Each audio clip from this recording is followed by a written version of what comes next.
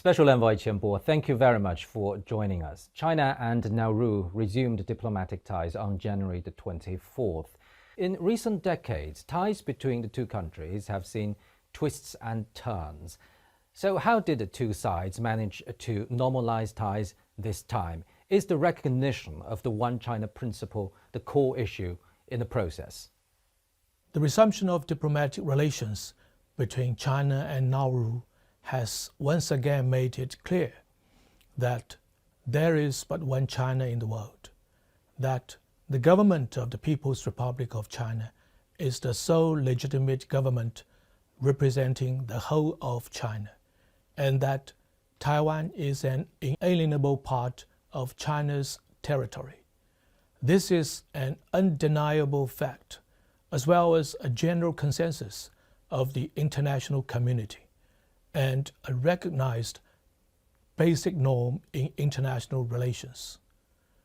Nauru, as a sovereign and independent country, has made this important decision on its own in light of the prevailing situation of the times, standing on the side of the overwhelming majority of the world's countries, on the side of historical correctness, and on the side of international justice, and in line with the common will of the people of China and Nauru, and in full conformity with the fundamental and long-term interests of the two countries, for which we express our deep appreciation. China and Nauru are the world's third largest and third smallest countries in terms of land area, respectively.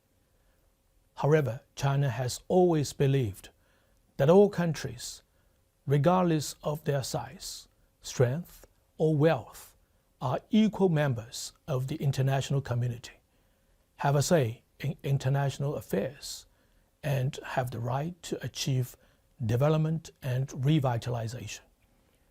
The friendly exchanges between China and Nauru have a long history.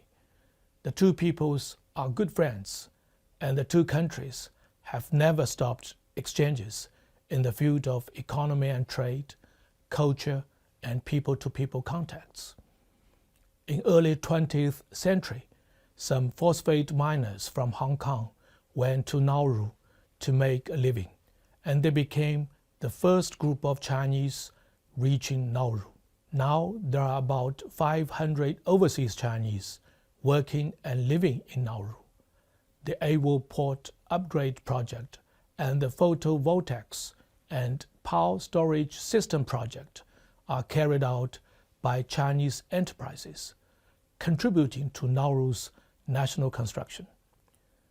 The decision of resuming diplomatic relations with China is made independently by the Nauru government.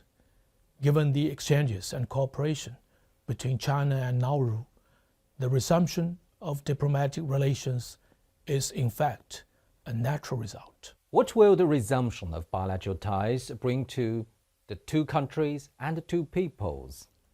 Nauru, as an island country, has rich marine and mineral resources. China has a super large market, as well as capital, technology, and talent advantages. The two countries have obvious complementarities.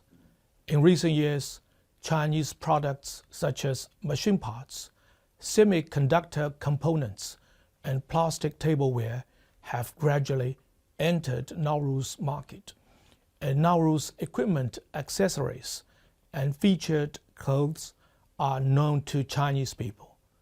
Now China and Nauru have officially resumed diplomatic relations.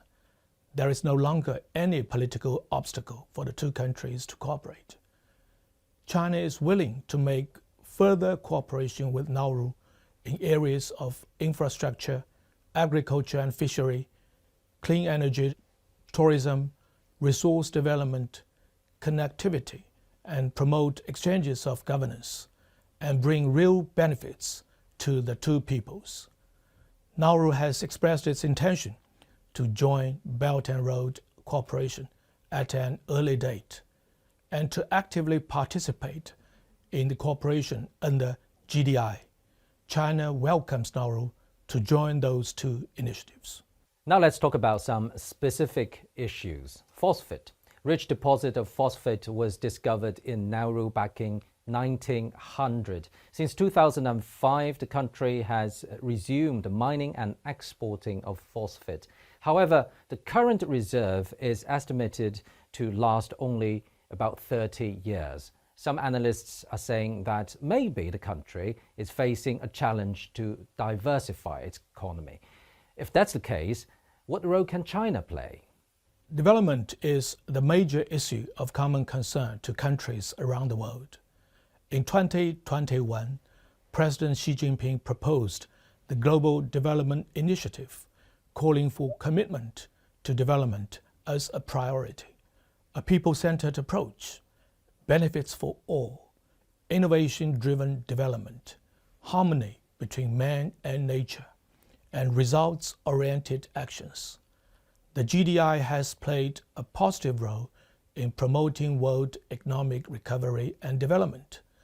China stands ready to share development experience and discuss cooperation on projects contributing to Nauru's sustainable development, like soil restoration, addressing climate change, municipal facilities construction, healthcare and personnel training, and etc.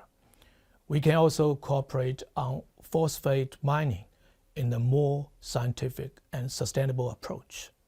Pacific Island countries like Nauru are particularly vulnerable to climate change. How will the two countries work together to deal with climate issues? Small island countries like Nauru face special difficulties in addressing climate change. China stands ready to work with Nauru to promote the implementation of consensus reached at the United Nations Climate Change Conference, that is COP28, to uphold the rights and interests of developing countries and to boost full and effective implementation of the Paris Agreement. China is also ready to work with Nauru to increase policy dialogue on climate change, to strengthen green and low-carbon cooperation, and do what we can to help Nauru fight climate change through the framework of South-South cooperation and bilateral channels.